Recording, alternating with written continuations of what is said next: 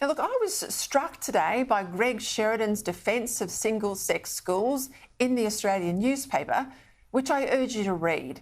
No doubt it was triggered by the rush of some prominent boys' schools to go co-ed because that's thought to be less conducive to toxic masculinity.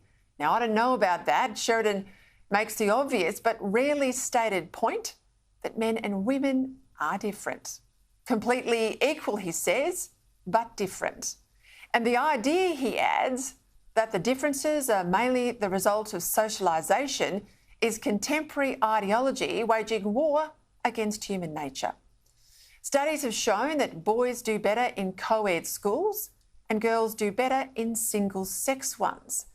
Now, I don't claim to be the ultimate authority here, but I did go to a single-sex school and I went to 3 co-ed schools. I went to school both here and overseas in the United States.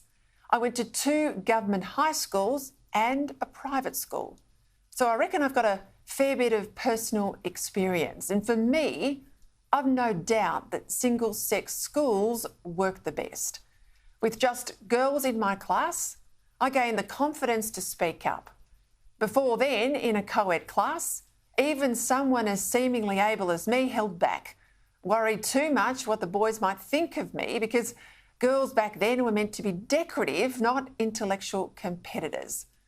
Once I got my confidence in a girls' school and knuckled down to study, I never looked back.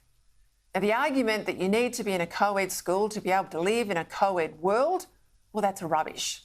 I had a dad and men in my life, uncles, brothers, family, friends, and given I've ended up working in some of the most male-dominated workplaces in the country, I can't see a girls' school education ever held me back.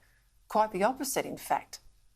Right now, it's boys' schools that are under heavy pressure to admit girls.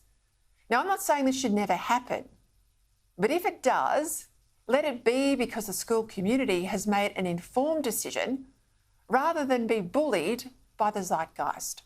A few days ago, even the Prime Minister waded in, saying that co-ed schools are, quote, healthy, meaning, by inference, that single-sex schools somehow are not. Now, in the end, it's choice that matters. That parents have the choice about the sort of school that best suits their child. For some, it will be single-sex schools. For others, it'll be co-ed. But the choice should always be there. Because if one thing's for certain, if the cultural commissars succeed in closing down all the boys' schools, then it will be the girls' schools next that they go after.